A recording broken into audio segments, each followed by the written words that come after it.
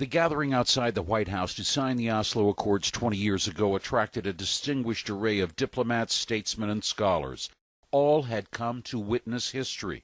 One of the men who actually helped write the deal was terrified by it.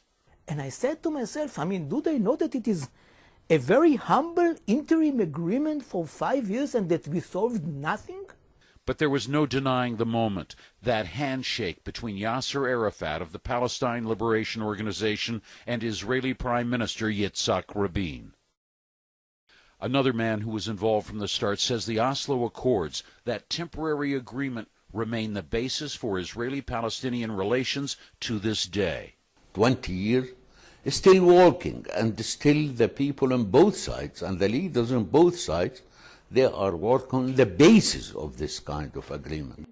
Oslo attracted broad support from Israelis and Palestinians at the time and furnished real hopes for peace.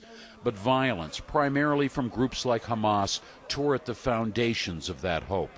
Balin says the minorities opposed to the two-state solution proved far more powerful than anyone thought they could be.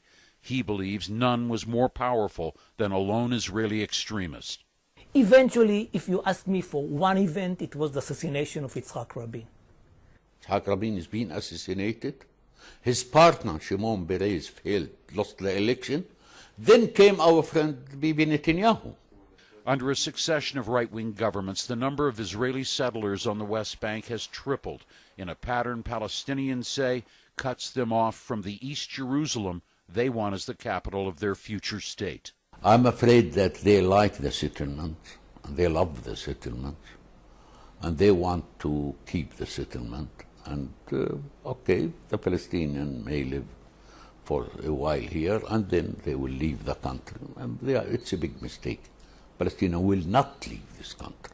If there is no solution, then the issue of a minority of Jews dominating a majority of Palestinians is becoming closer and closer. And then we don't have a Jewish and democratic state.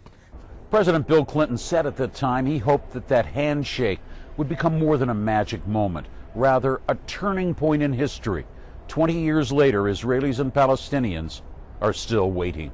Jim Clancy, CNN, Jerusalem.